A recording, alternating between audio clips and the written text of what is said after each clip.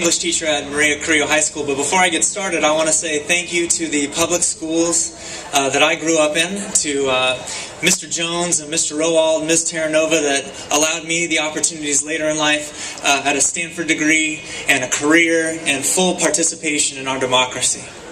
I also want to say thank you to the teachers at Montgomery High School and at Maria Carrillo for being my mentors, for sharing tips and lessons, but also wisdom.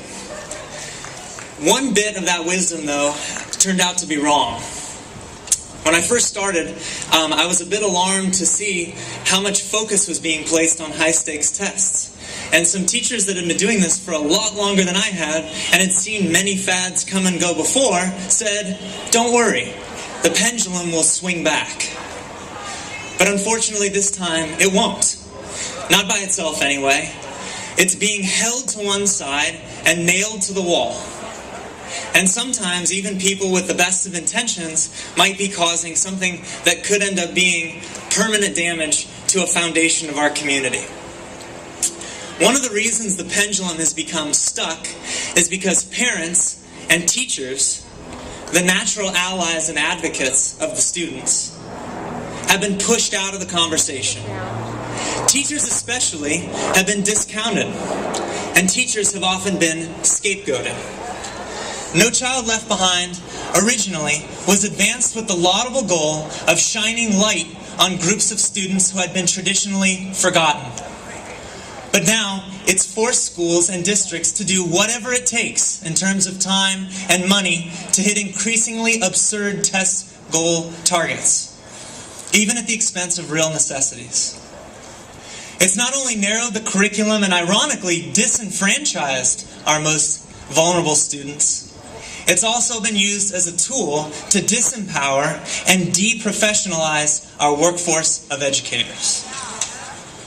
Teachers know, based on experience, sure, but also based on unbiased research, that if we really want to improve schools for all of our kids, we have to talk about things like class sizes, individualized attention, relevant and engaging curriculum, and even about poverty and other factors that seem to have nothing to do with the classroom. But those in power have deemed this too complicated. Somewhere along the line, how can we improve public education became, what can we do to raise test scores? What, as a society, are all the things we should be doing to help our kids succeed became, who do we blame for failure? And sadly, it's been teachers that have often been the target of this blame. If only we had better teachers, all those other factors wouldn't matter. Bad teachers were holding up improvement. But how do we clear them out and fix our broken schools? Apply the methods of the free market. It has to work. It always works. The problem is in education, it hasn't worked, it doesn't work, and it never will. After more than a decade,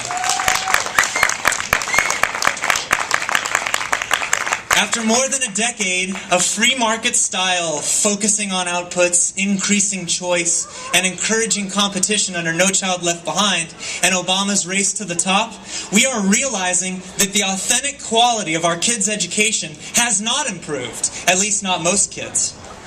Punishing lower performing schools with various sanctions called turnarounds only drives out those who can leave, intensifying the segregation of have and have not students, thereby leaving many children behind.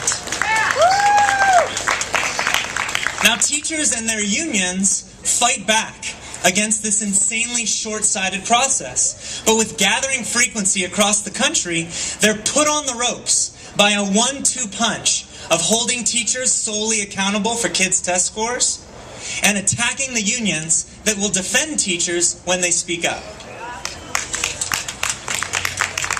Just last week, a strong teachers union, the teachers union in New York, relented under immense pressure caused by a threat from the federal government to revoke Race to the Top funds for their schools. They agreed to teacher evaluations that are effectively based entirely on student test scores. 2 years of missed growth targets, and a teacher is fired. Even though this practice is widely criticized by social scientists as unreliable and unfair. How many great teachers will be lost? In an effort to keep their jobs, how many teachers will, with a sense of shame, steer away from kids who need the most help? President Obama's administration knows that No Child Left Behind's requirement of 100% proficiency across all students, all student groups, in the next 2 years in English and math is literally impossible. They know this.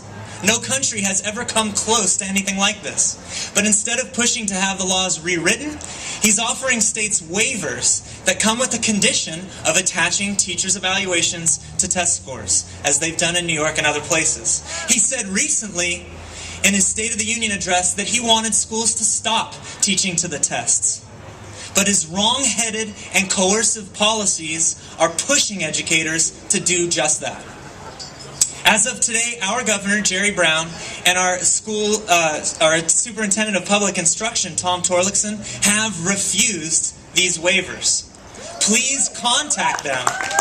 Please contact them and thank them for being so brave and wise. But also encourage them to hold their ground. As of today, California's teachers' unions still have the power to advocate for students' interests, for things like smaller class sizes and guaranteed funding, but they are under attack.